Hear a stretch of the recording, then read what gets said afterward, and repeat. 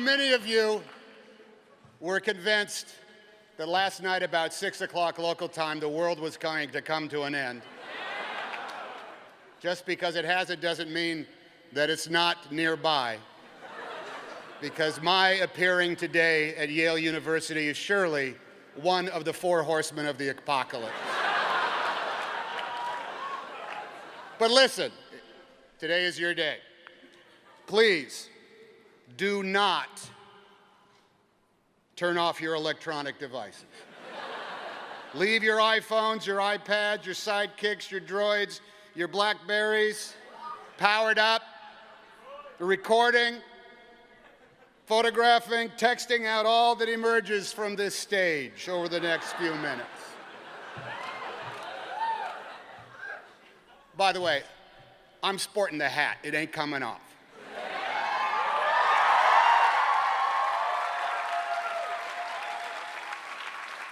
You know, later on today, you can compare your tweets and your Facebook comments with those of others to figure out if anything memorable went down. Hey, you know what? Tweet that last sentence I just said.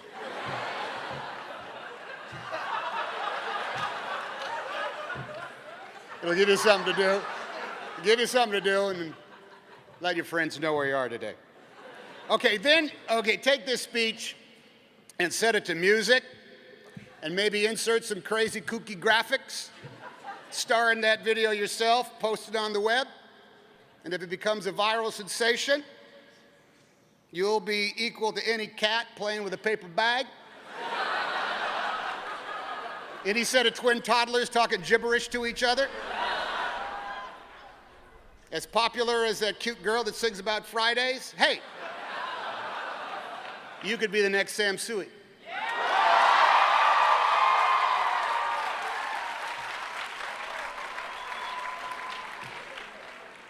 Such are just one of the possibilities in our brave new world, the world you now inherit, whether you like it or not. The jig is up. The clock has run out, and the future with a capital F now rests with all of you in your goofy hats. And all because you went to Yale.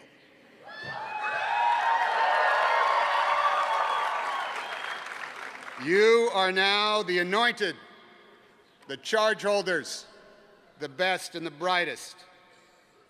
Each of you a shining hope for our nation and the world. You are the new wizards who can finally make sense of all the delta vectors and square roots and divided bys in the theorem that we call the human race.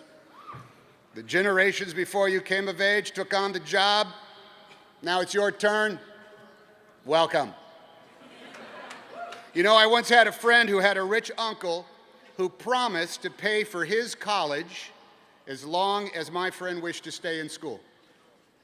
You should stay in school as long as you can, the rich uncle said, because when you get out of college, you gotta work every day for the rest of your life. And you all will come to understand what that rich uncle meant, just as surely as you will someday wonder where the hell you put your reading glasses and yell at your own kids to turn the damn music down. On spring days like today, it's traditional for us to ponder the state of the world and implore you all to help make it a better place, which implies that things are somehow worse today than when we up here were where you are sitting right now. I'm not so sure the planet Earth is in worse shape than it was 4 years ago. But that's not to say it's in better shape either. Refraining from waxing nostalgic and comparing our then to your now and avoiding any talk of you kids these days with your rap and your hip hop and your Snoopy Dogg daddies with the Diddy Pops. With your 50 cents and your quarter cents. A sober look shows that just as the world has gotten to be a better place after all, it has also grown a bit worse at the exact same rate. A one step up, one step back sort of cosmic balance between forward progress and cultural retreat that puts mankind on a bell curve of existence, that shows a small segment enjoy ease and comfort while an equal proportion struggle on with little hope in the fortunes of the remainder, either on a rise are on the wane in this confounding tide of so many damn things that we grow oblivious to the shifts in the quality of our lives. Graduation day is a proper occasion to put a toe in the global waters, and I think the mercury shows that things are much as they always have been. 10 years ago, we busied ourselves with trivial stuff imbued with importance, and then came 9/11. In 1991, riches were created in new businesses that had never existed. Then that economic balloon burst. In 81, I had a great job on TV. And in 82, Bosom Buddies was canceled. In 71, color TV in more living rooms than ever showed young Americans still fighting in combat in Vietnam, and in 61, satellites beamed live images around the world for the very first time, but those images were of the building of the Berlin Wall. Now, this 10-year grid shows the same yin-yang thing, and I'm trying to copyright that. Yin-yang thing, copyright Tom Hanks. It shows the same yin-yang thing, thank you, on graduation day 2011. You know, we all have these devices that can make a permanent record of revolutionary change on the other side of the globe, as well as hate-filled diatribes from across town. Fewer and fewer in our country go to bed hungry, but did you see how obesity now affects about half our population? No matter how many bargains we find at the local U-Mart, many of us still struggle to pay the rent and the utilities. Our country is no longer at physical or even ideological war with our enemies for most of the last century, but in the 11.5 years of the third millennium, our armed forces have been fighting in the field for 9 of them. Purchasing intellectual property and the work of artists we admire is as simple as clicking a mouse and paying less than a few bucks, which means you may find that there is no guarantee in making a living at your chosen discipline. Now, some advantages, particular to this age, are not to be denied. Boredom seems to have been vanquished. There is always something to do. But hasn't this translated into a perpetual distraction in our lives? In the bathroom, at the dinner table, in the back seat, at a wedding, at a bris, at a graduation day. There's always something to check, something to tweet, something to watch, something to download, something to play, something to share, something to buy, something on our voicemail, something to yank at our attention span, and it's all in the palm of our hand for a small monthly service fee. That same technology has allowed for a surplus of celebrities, and that is nothing to cheer about.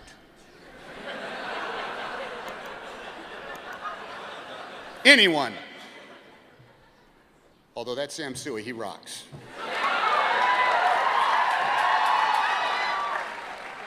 Anyone can enjoy the perks of notoriety now, and the duration of fame has been lengthened from Andy Warhol's brief 15 minutes to a good 15 months, if you're willing to do certain things on camera.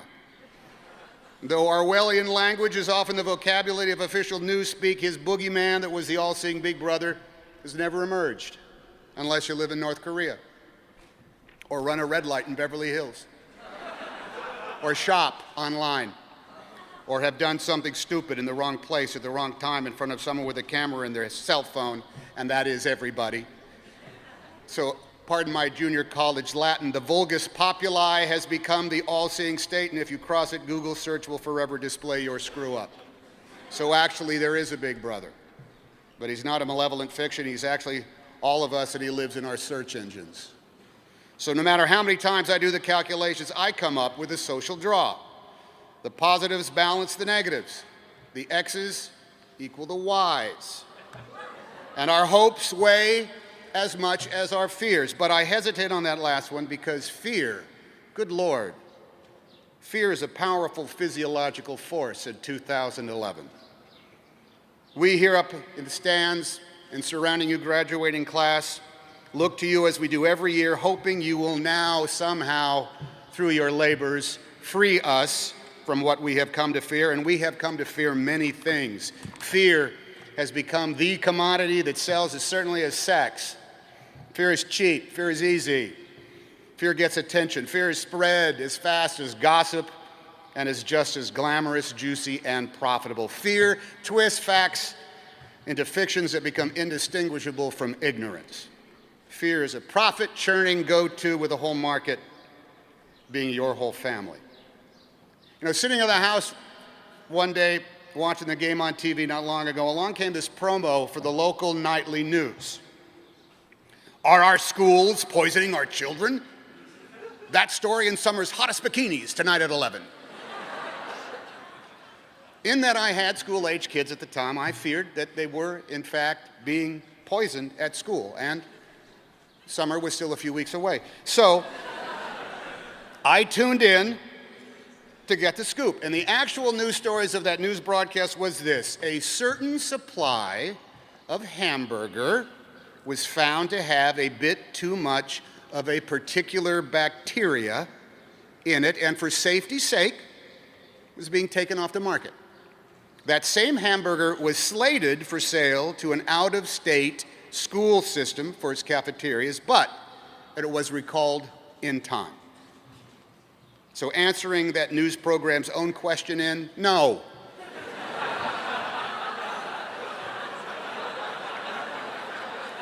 Our schools were not poisoning our children. But yes, that summer there would be some very hot bikinis at the beach. Now, the early American naval commander John Paul Jones said, "If fear is cultivated, it will become stronger. If faith is cultivated, it will achieve mastery." And this is why I am a big fan of history, because observations in the American colonies over 200 years ago by a compatriot of Nathan Hale, who lived in that building right over there, translate word for word to the United States in 2011. For I take that fear to be fear in the large scale, fear itself, intimidating and constant. And I take faith to be what we hold in ourselves, our American ideal of self-determination. Fear is whispered in our ears and shouted in our faces. Faith must be fostered by the man or woman you see every day in the mirror. The former forever snaps at our heels and our synapses and delays our course.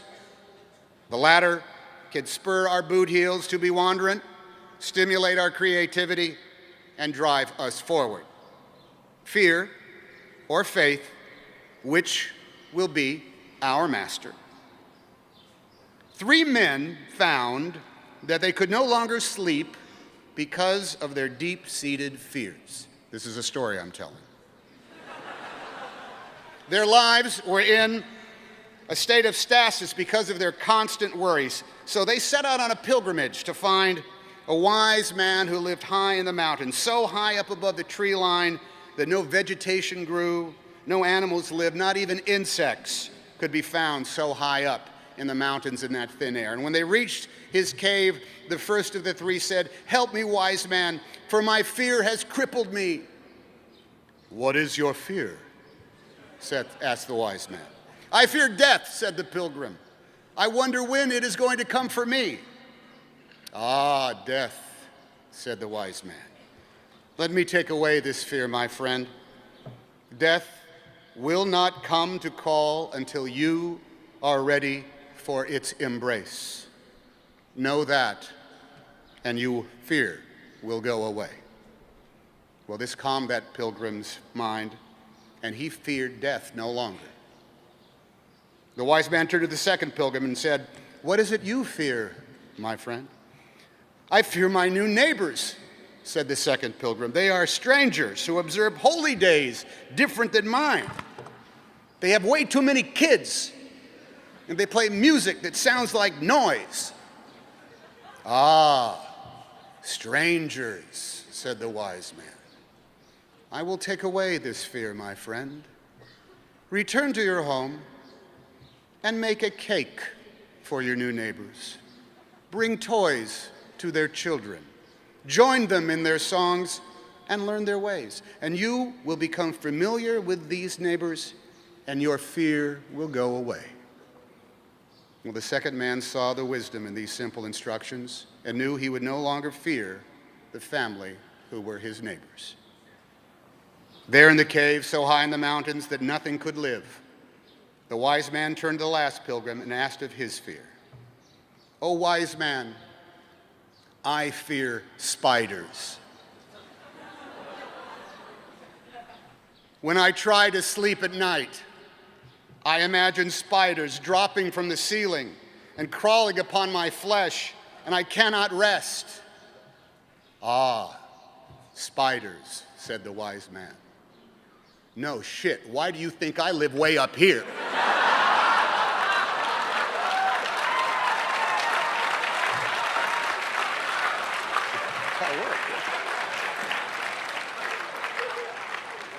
Fear will get the worst of the best of us, and peddlers of influence count on that. Throughout our nation's constant struggle to create a more perfect union, establish justice, and ensure our domestic tranquility, we battle fear from outside our borders, from within our own hearts, every day of our history. Our nation came to be despite fear of retribution for treason from a kingdom across the sea. America was made strong and diverse because here people could live free from the fears that made up their daily lives in whatever land they called the old country. Our history books tell of conflicts taken up to free people from fear, those kept in slavery in our own states, and to liberate whole nations under the rule of tyrants and theologies rooted in fear.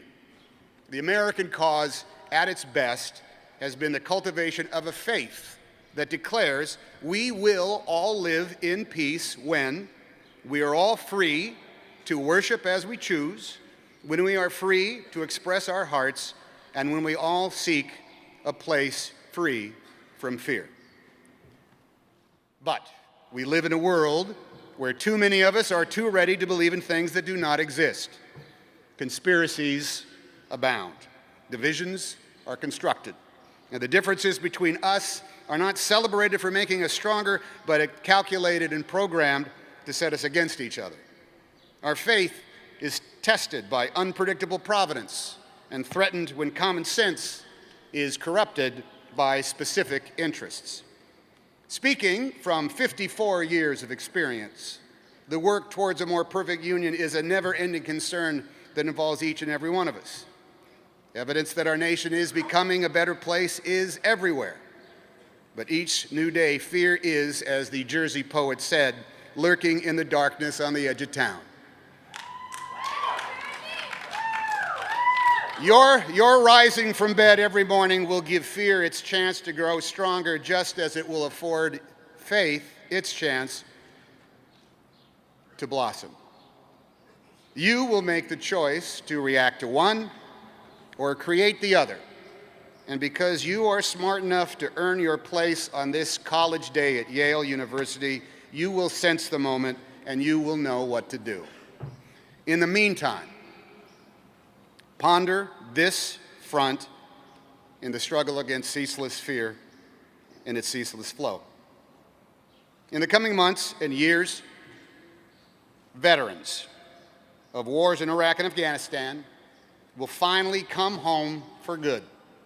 After so many tours,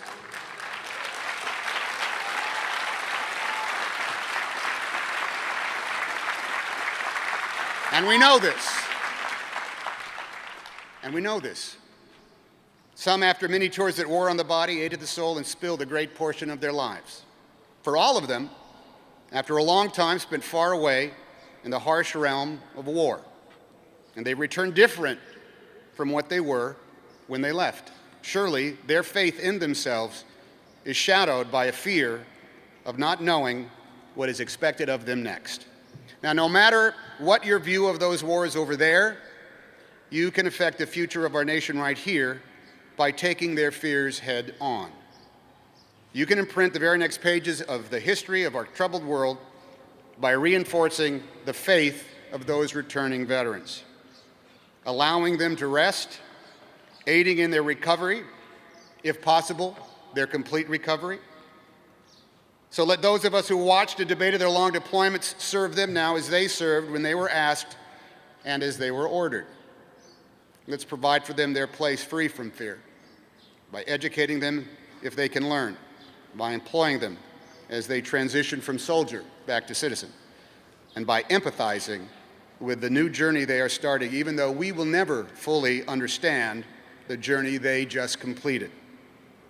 We all will define the true nature of our American identity, not by the parades and the welcome home parties, but how we match their time in the service with service of our own. Give it 4 years.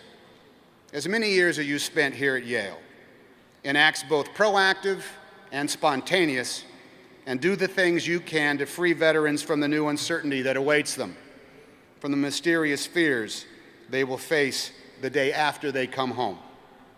Cultivate in them the faith to carry on, and they will do the rest. So Commencement Day arrives. Your work begins. Work that will not be always joyful to you.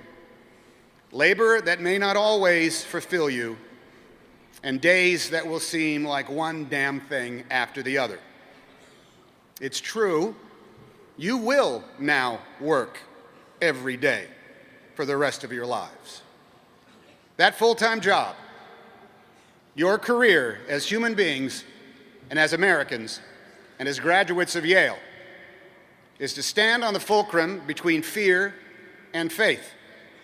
Fear at your back, faith in front of you. Which way will you lean? Which way will you move? Move forward. Move ever forward. And tweet out a picture of the results.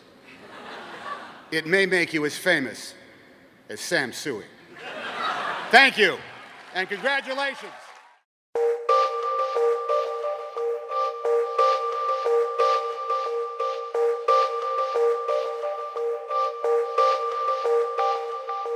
Thank you.